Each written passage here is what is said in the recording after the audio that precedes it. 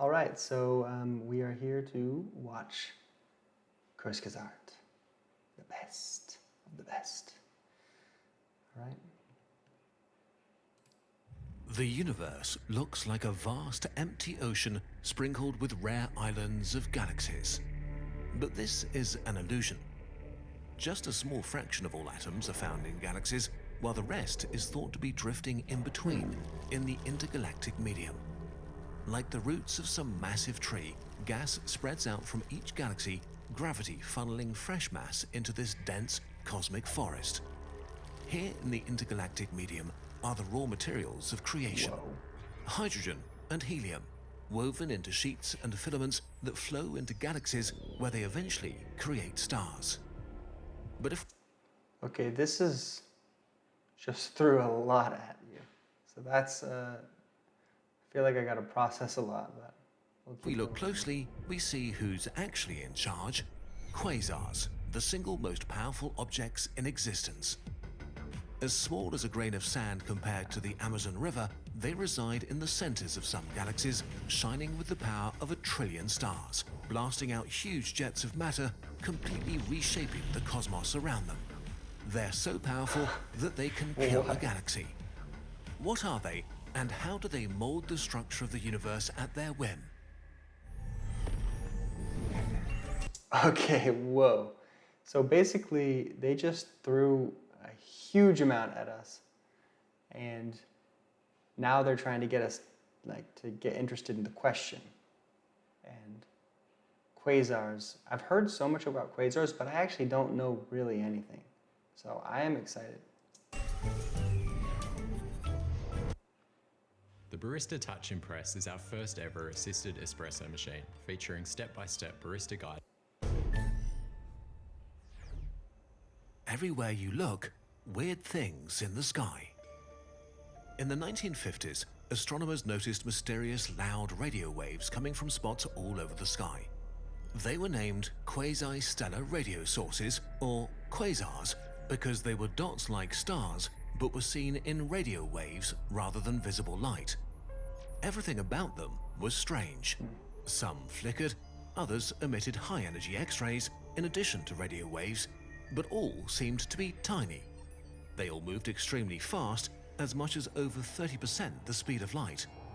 The only explanation was that they must have been so distant that their apparent speed was actually the expansion of the universe moving them away from us. But these enormous distances... It's like the whole experiment of if you have like a balloon and the balloon is expanding, the distance is actually exponential.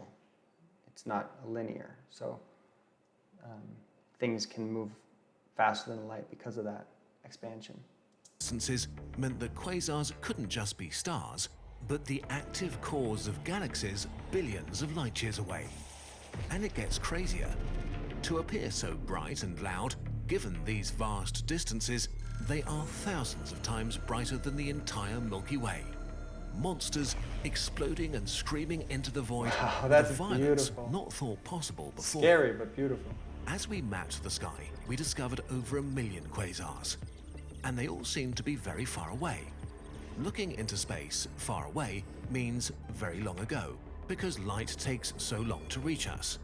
Quasars were common in the early universe, having peaked in number 10 billion years ago when galaxies and the universe itself were still very young.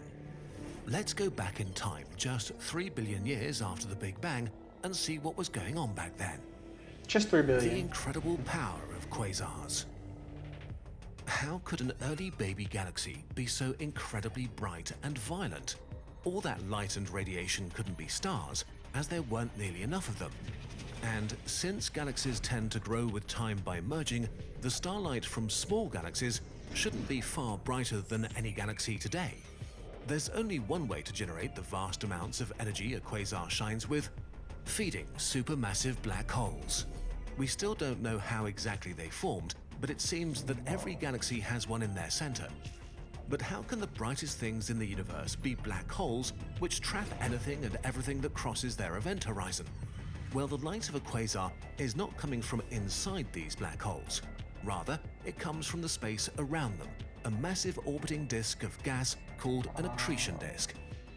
Quasars So everything's swirling inside, being sucked in, but because of the energy of that, it's like a thunderstorm inside. use the same fuel as stars to shine, matter. It's just that black holes are the most efficient engines for converting matter into energy in the universe. The energy released by matter falling into a black hole can be 60 times greater than that released by nuclear fusion in the core of a star.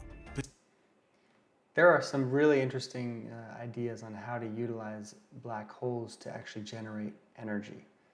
Some YouTube channels have talked about it, and yeah, it's interesting. because the energy released by a black hole comes from gravity, not from nuclear reactions. Matter Whoa. falling into a black hole speeds up to almost the speed of light before it crosses the event horizon, buzzing with an incredible amount of kinetic energy. Of course, once inside the black hole, it takes that energy with it.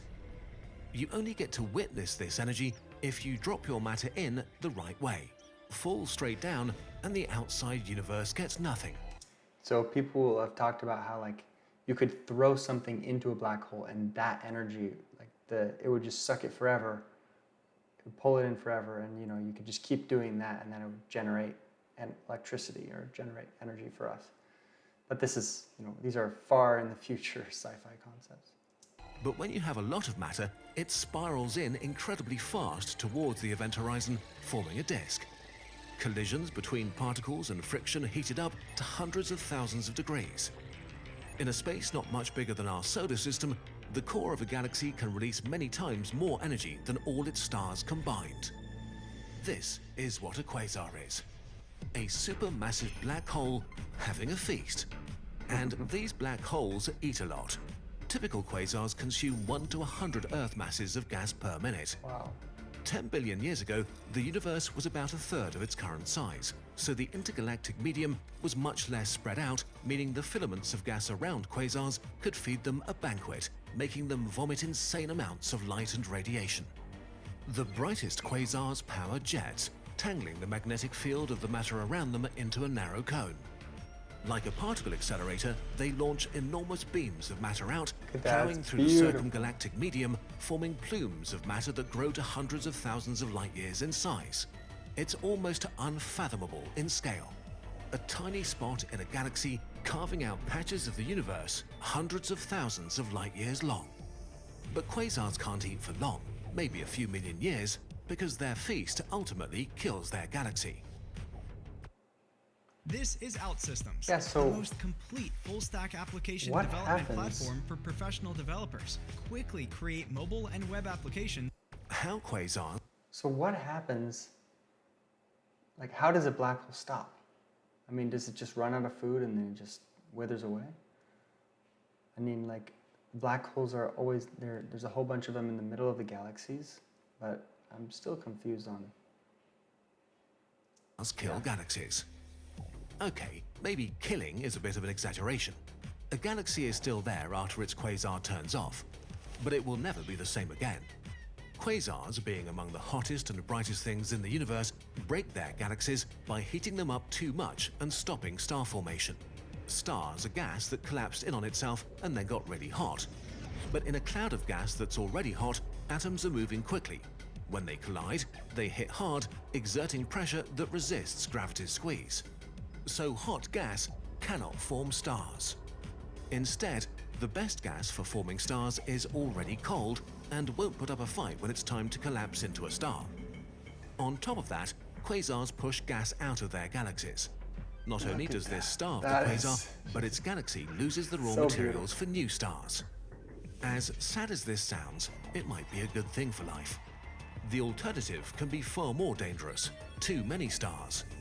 New stars forming is usually followed by massive stars exploding in supernovae, so planets would be burned. everything is an ecosystem. Everything works within that ecosystem to somehow make the whole system work. We always think of like we know what we're doing until we figure out, oh, well, we fucked something up and we got rid of like some species went extinct that was the food for other species that then helped that species. Kind of like the same thing in this. It's like we think we know what's going on. We think we know like, oh, we don't want black holes, but then we realize that's actually integral part of the universe. Sterile. But of course, it's more complicated. Like Yes. the intricacies of our own planet's biosphere, every piece of the galaxy is dependent on and influencing every other part of the galactic environment.